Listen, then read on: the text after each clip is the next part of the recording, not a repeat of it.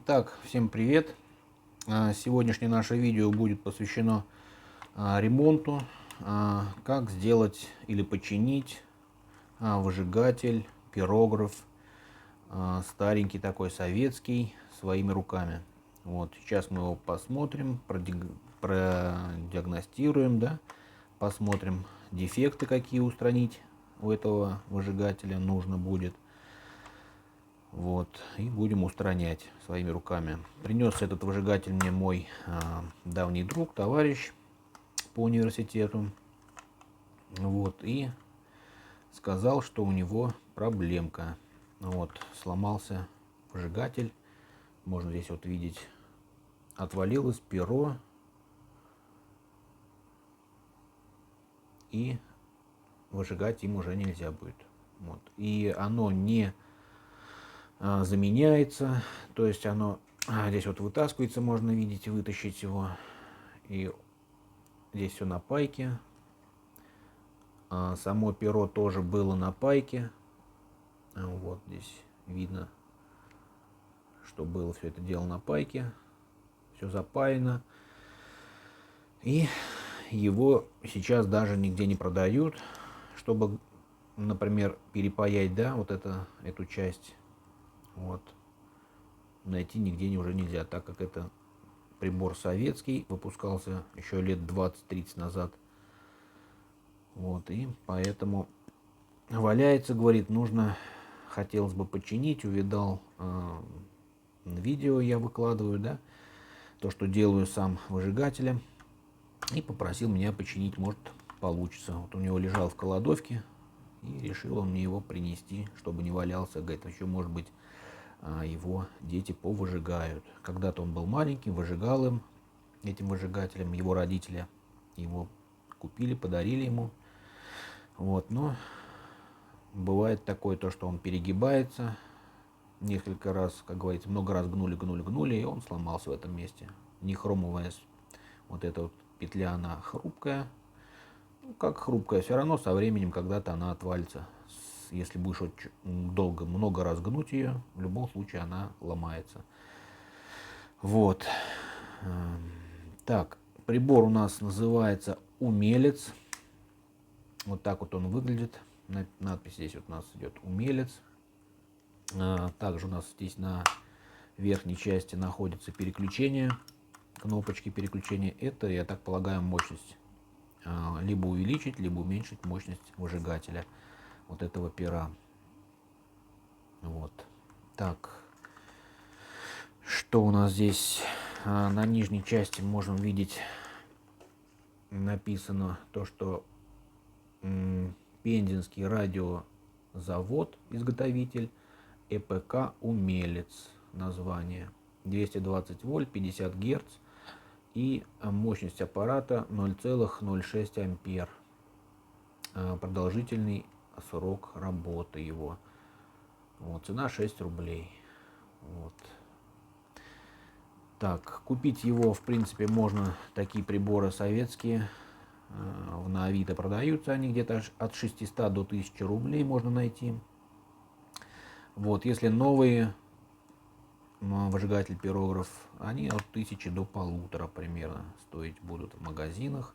Либо на Авито можно в магазинах купить, интернет-магазинах, либо на сайте китайском, Алиэкспресс, либо в магазинах можно найти. Вот уже российские, либо китайские. Вот этот советский, выпускался он лет 20-30 назад, точно, еще в советское время. Вот, в 80-х, 90-х годах. Так, что можно будет у него, сейчас посмотрим дефекты. Так, изолентой перекручен, значит, он корпус не держится, да, винт, наверное, скорее всего, сломался, крепежный, и корпус не держится. Нужно будет посмотреть, может быть, можно его отремонтировать. Вот, корпус мы его оставим родной, так как сохраним антураж такой, да, советский, вот, чтобы все это дело сохранить. Провода я тоже посмотрел, вроде бы нигде повреждений нету. Вот, единственное, вот вилку здесь удлиняли провод, делали подлиннее, да. Вот изолентой сделали, но провод вроде не поврежден. Единственное, что вот вилку обтачивали, чтобы она влезала в наши сейчас современные розетки. И здесь вот повредили, немного больше срезали изоляция. И здесь уже видно, металлическую часть видно. Оголилась металлическая часть вилки. Вот. Но это ничего страшного, мы это все дело подрежем аккуратненько, ровненько, канцелярским ножом. Вот, пригодится нам канцелярский нож для этого. И сделаем, отрежем небольшой кусочек термоусадки. Термоусадочная трубка 30-очка. Немного отрежем и усадим на эту вилочку, чтобы руками случайно сюда не достать, да, до этого металла, то чтобы током не стукнуло. Так, что еще мы сделаем? Наверное, еще можно будет разобрать и убрать вот эти вот изоленты скрученные, чтобы два вот этих провода, которые идут к пирографу, да, к ручке, вот, не болтались, они отдельно идут. Мы их изоленту уберем и сделаем, перекрутим этот провод, будет без изоленты держаться намного лучше. Вот, а с изолентой, здесь изолента просто вид портит весь. Так, и нужно будет вот починить эту ручку пирографа. Так как перо сломалось, мы, я думаю, просто зачистим наши вот эти стержни, куда крепится это перо нехромовое. Зачистим маленькой бормашиной, это гравером. Вот, поставим диск отрезной маленький и зачистим. Сделаем поменьше эти стержни для того, чтобы одеть туда вот такие латунные колодочки. Оденем сюда, и уже будет у нас прибор этот, ручка многоразовая, да, то есть эти перья можно будет менять по мере необходимости. То есть если вдруг сломается, перегорит он, можно будет открутить отверточкой маленькой и заменить его. Вот также в комплект ему положу другу несколько таких вот перьев нехромовых на всякий случай в подарок ему. Вот так. Вроде бы все. Здесь сам прибор нормальный, рабочий. Единственное, что вот эту вот ручку нужно будет починить. Вот, в принципе, и все. Сейчас мы этим и займемся. Так, срезаем капрон, изоляцию с клеммных колодок и достаем наши клеммные колодки. Нам понадобится их 2 штуки. Вот таким вот образом срезаем и достаем. Так, это нам уже не надо, мусор. Вот такие клеммные колодочки получаются. Вот. И эти клеммные колодки мы сейчас будем одевать вот на эти штыри. Вот. И эти штыри нам нужно будет их подточить таким образом, чтобы эти клеммные колодки оделись на эти штырьки. Вот фокусировка сфокусировалась. Так, ну, в принципе, все понятно. Сейчас будем их подтачивать гравером и одевать эти колодочки. Так, подтачивать мы будем вот таким гравером. Это бормашина. Поставили вот такой вот отрезной диск. И сейчас мы будем диск по металлу будем уменьшать сечение нашего штыря, на который у нас оденется вот эта колодка. Вот, в принципе, эта задача нам поставлена. Данным способом можно будет починить любой выжигатель, у кого именно точно так же вот припаян наша нехромовая петля. Вот, и заменить их просто невозможно, да, или найти их невозможно уже, так как они не производятся. И подтачиваем у любого нашего выжигателя, да, у кого такие же. Вот, и можно будет одеть вот такие колодочки. И уже будет прибор многоразовый. Вот, где найти и заказать вот такие нехромовые проволока, нехромовая, диаметр 0,8 миллиметров. Где ее заказать, можно будет и приобрести. Я внизу ссылочку в описании оставлю. Там будут номера телефонов и ВКонтакте группы, где можно их заказать, вот эти нехромовую проволоку. Присылают ее метражом, вот, и по почте, хоть транспортной компании любой, с деком, вот, какая вам лучше транспортная компания, хоть почтой пришлют. Вот, заказывайте, звоните, любое количество, то есть режут по метражу. Вот. Все, ищите номера телефонов в описании под видео. Так, как зачищать я показывать не буду гравером. Все это дело за кадром сделаю, потом включу и покажу, что получилось. Итак, вот что у нас получилось. Обточили мы, немного уменьшили диаметр. Вот видно то, что они были латунные штырьки. И диаметр мы уменьшили. И немного нужно сточить еще по бокам. Вот здесь вот мы видим то, что вот в этих местах тоже немного сточено для того, чтобы вот эти вот винты, они в эти углубления входили. Вот, и держался, как бы затянулся лучше. Вот таким вот образом. Таким вот образом вставляется. Вот сюда винт этот вкручивается.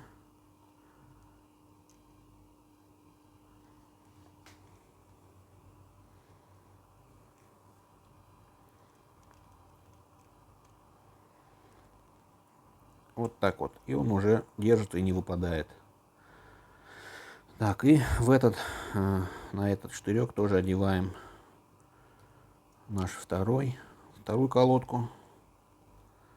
Вот таким же образом закручиваем.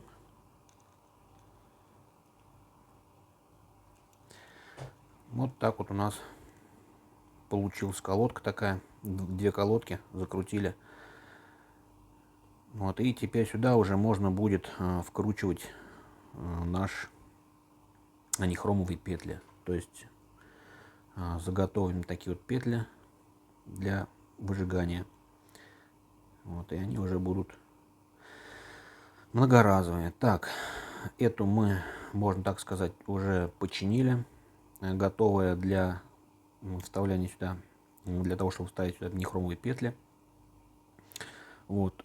И сейчас сделаем, обточим нормально нашу вилочку. Оденем термоусадочку сюда немного, чтобы здесь вот не было заизолировано было. Можно, в принципе, изолентой, но я предпочитаю термоусадкой, так как она у меня есть уже. Вот. И оденем термоусадочку, обсадим. Так, и вот этот вот провод тоже изоленту уберем. И нормально ее закрутим. Провод этот тут будет вот так вот перекручен. И держаться он будет без всякой изоленты нормально. Так, ну, в принципе, все.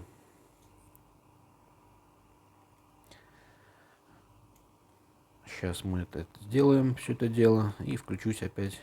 Покажем, что произошло. Уже готовый. Покажем прибор, как сделан будет. Так, обрезали мы аккуратненько вилочку, чтобы была симметричная, да, ровненько все было. И сейчас мы отрезали кусочек термоусадки 30 миллиметров, одеваем на вилочку. И сейчас мы ее усадим вот этой горелочкой.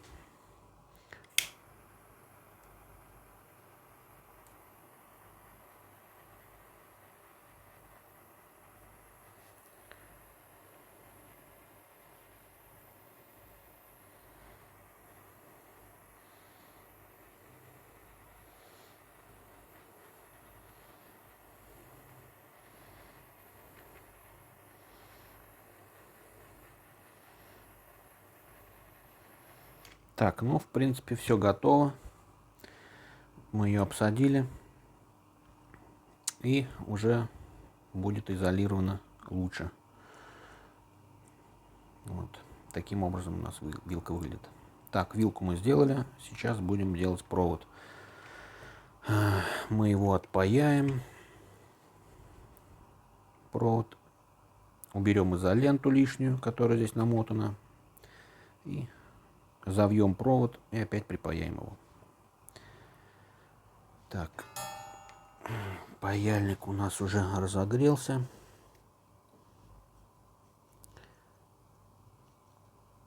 Будем пробовать отпаивать. Так, один отпаяли провод. Так, отпаиваем второй. Все готово. Так, провод мы отпаяли. Сейчас мы его будем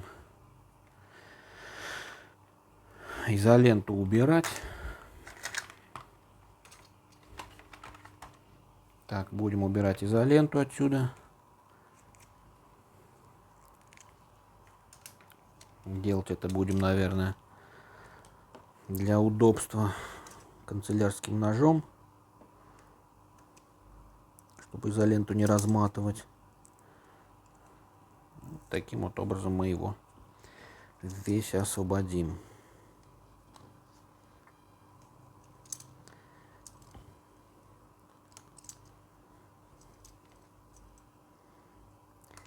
Так, срезаем всю изоленту, ненужную нам.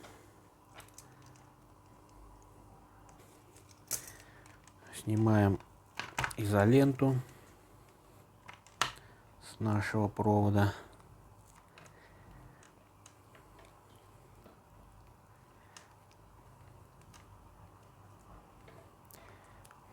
Изоленты здесь намотаны немало.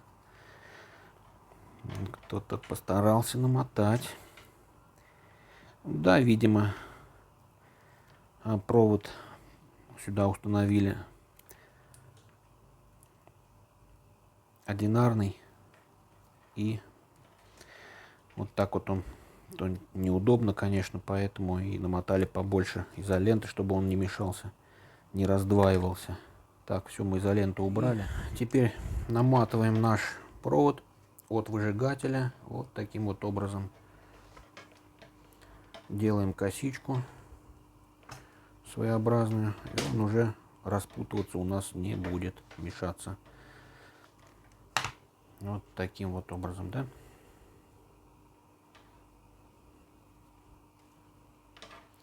Готово. Провод намотан косичкой, и теперь он расплетаться не будет. Изоленты тоже нету лишней. Все, припаяли наши штырьки сюда обратно, латунные. Вот, втыкаем в рукоятку. Все готово. Так. Теперь можно открыть наш корпус, изоленту отмотать и посмотреть, может быть, можно починить и убрать изоленту. Открутили мы изоленту, поднимаем наш корпус. Корпус еще у нас более-менее без трещин. Видим то, что здесь у нас было крепление к винту, оно отломилось, видимо, уронили, и крепление пластиковое отломилось, оно осталось у нас вот здесь. Теперь, в принципе, его можно починить, выкрутить старый винт, просверлить в крышке отверстие насквозь и подобрать винт такой длины, вот, и через шайбу прикрутить наш корпус. В принципе, изоленту можно будет убрать, и чтобы придать нормальный вид человеческий нашему прибору. Вот, а так, в принципе, трансформатор он не крепился никак, просто зажимался нашим корпусом, я так понимаю. Так, и также у нас отвалились крепления вот этих вот включателей, да, тумблеров.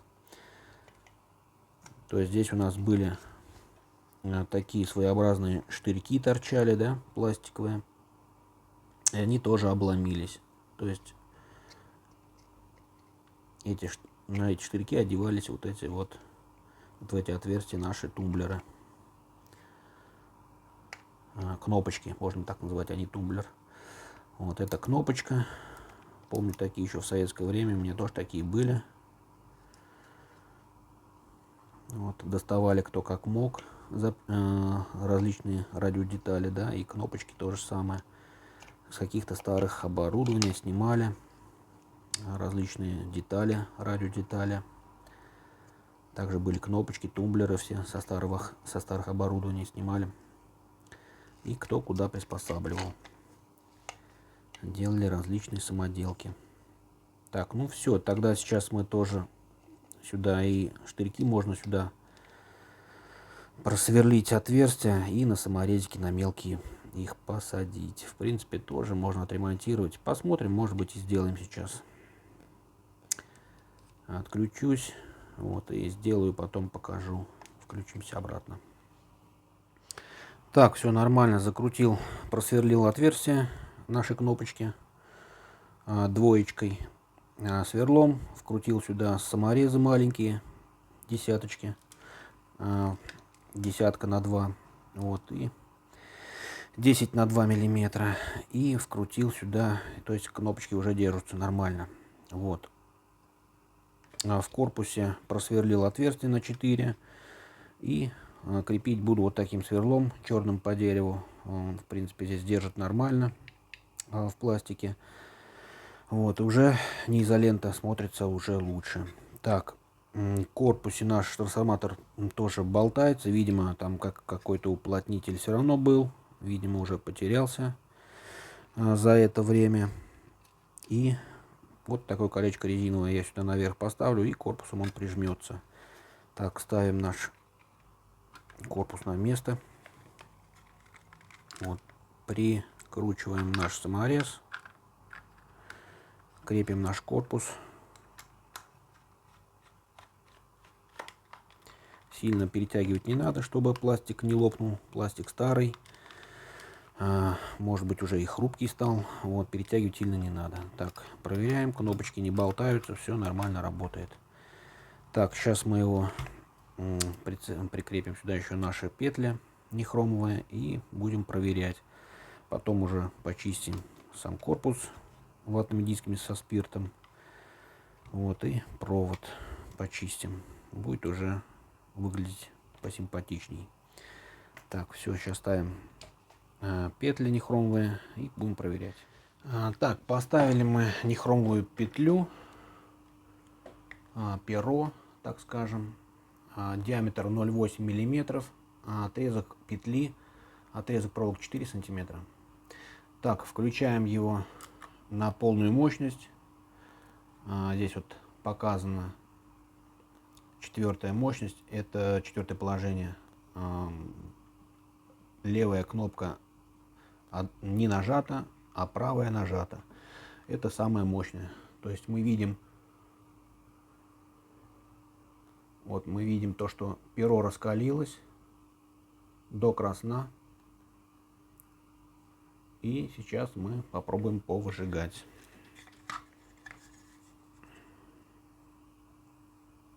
Все. Выжигатель пирограф у нас готовый. Мы его отремонтировали.